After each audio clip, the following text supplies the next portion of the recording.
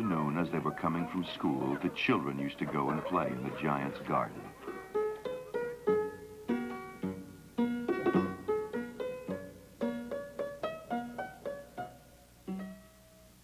It was a large, lovely garden with soft green grass. Here and there over the grass stood beautiful flowers like stars.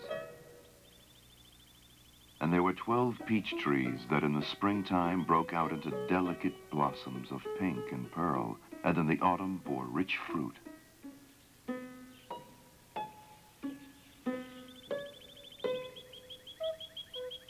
The birds sat on the trees and sang so sweetly that the children used to stop their games in order to listen to them. "How happy we are here," they cried to each other.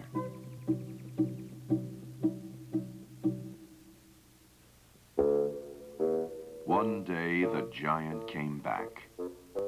He had been to visit his friend, the Cornish ogre, and had stayed with him for 7 years. When he arrived, he saw the children playing in the garden.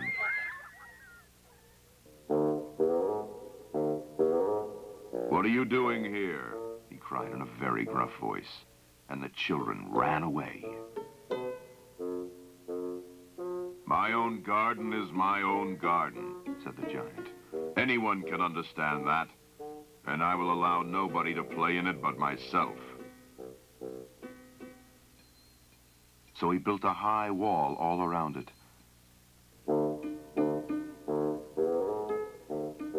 And put up a notice board.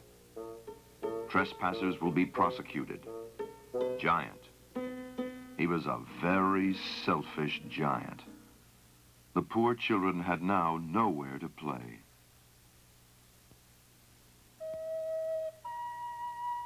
They used to wander round the high walls when their lessons were over and talk about the beautiful garden inside. "How happy we were there," they said to each other. Then the spring came, and all over the country there were little blossoms and little birds.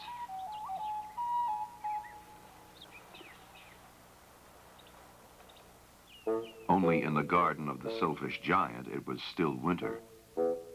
The birds did not care to sing in it, as there were no children, and the trees forgot to blossom. Once a beautiful flower put its head out from the grass, but when it saw the notice board, it was so sorry for the children that it slipped back into the ground again and went off to sleep.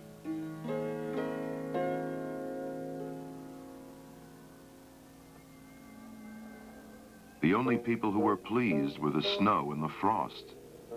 The snow covered up the grass with her great white cloak, and the frost painted all the trees silver. Then they invited the north wind to stay with them, and he came. He was wrapped in furs and roared all day about the garden and blew the chimney pots down.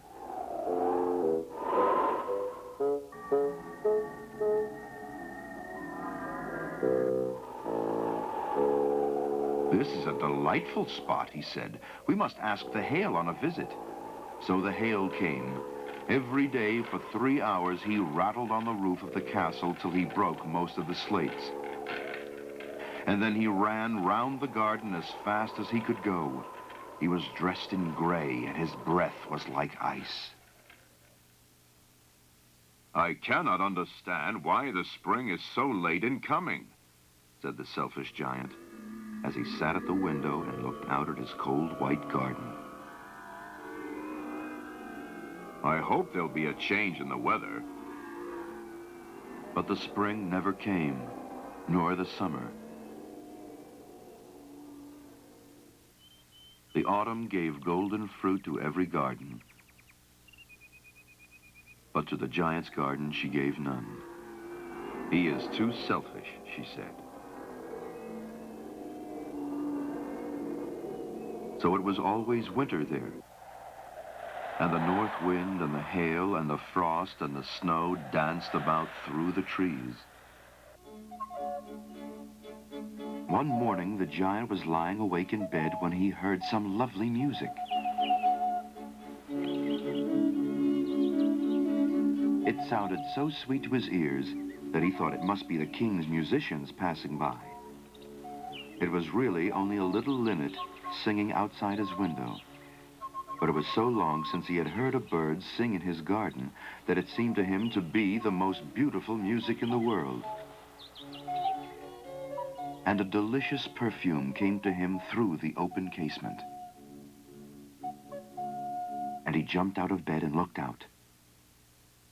"I believe the spring has come at last," said the giant. What did he see? He saw a most wonderful sight. Through a little hole in the wall, the children had crept in. And they were sitting in the branches of the trees. In every tree that he could see, there was a little child. And the trees were so glad to have the children back again that they had covered themselves with blossoms and were waving their arms gently above the children's heads. The birds were flying about and twittering with delight. And the flowers were looking up through the green grass and laughing. It was a lovely scene. Only in one corner it was still winter, and in it was standing a little boy.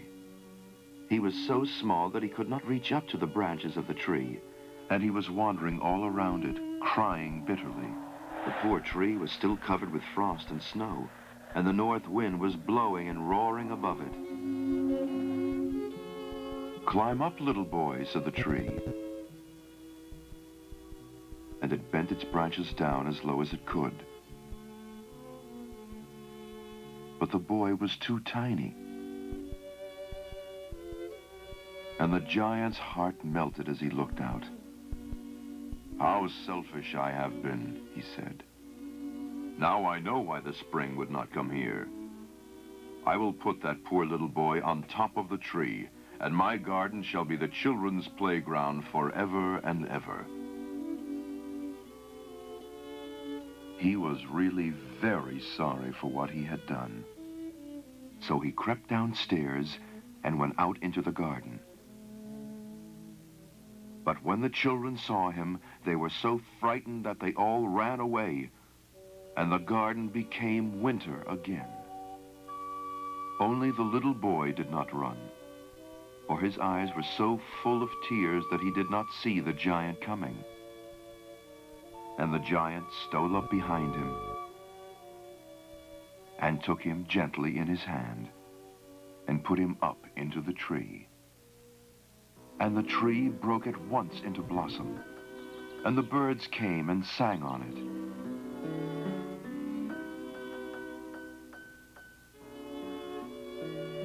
And the little boy stretched out his two arms and flung them round the giant's neck and kissed him. And the other children, when they saw that the giant was not wicked any longer, came running back. And with them came the spring. "It is your garden now, little children," said the giant. And he took a great axe and knocked down the wall.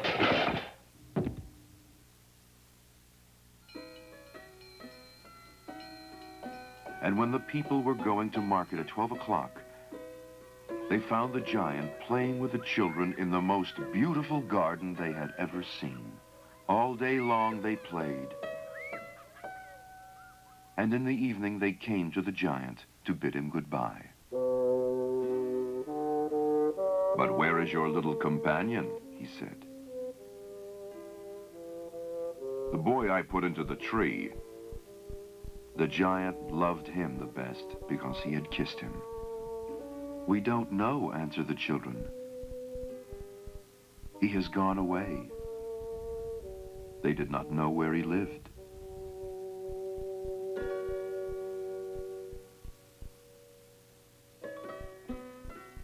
Every afternoon when school was over, the children came and played with the giant. But the little boy whom the giant loved was never seen again.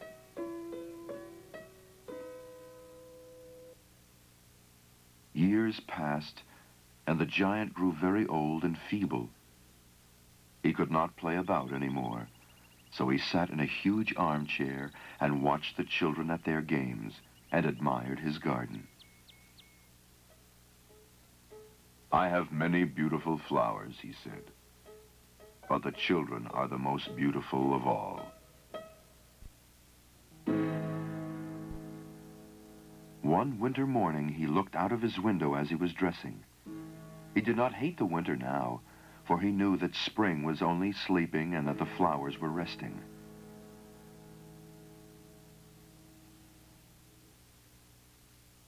Suddenly, he rubbed his eyes in wonder and looked and looked. It certainly was a marvelous sight.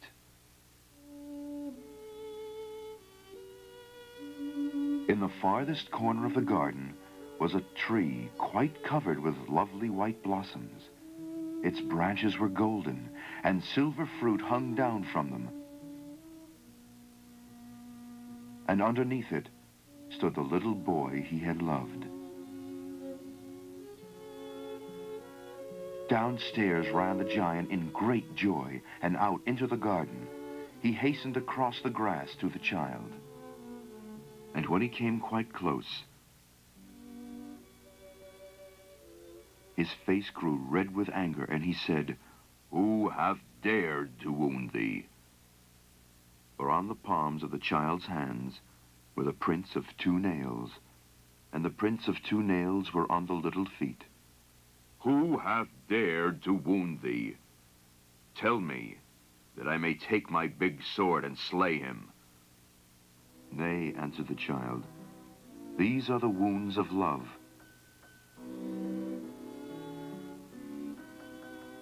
"Who art thou?" said the giant.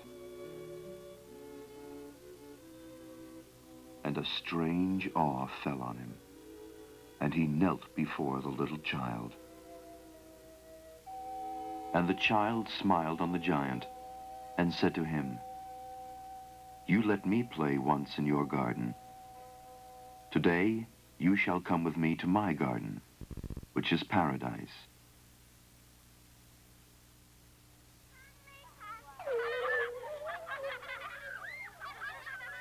And when the children came that afternoon, they found the giant lying dead under the tree, all covered with white blossoms.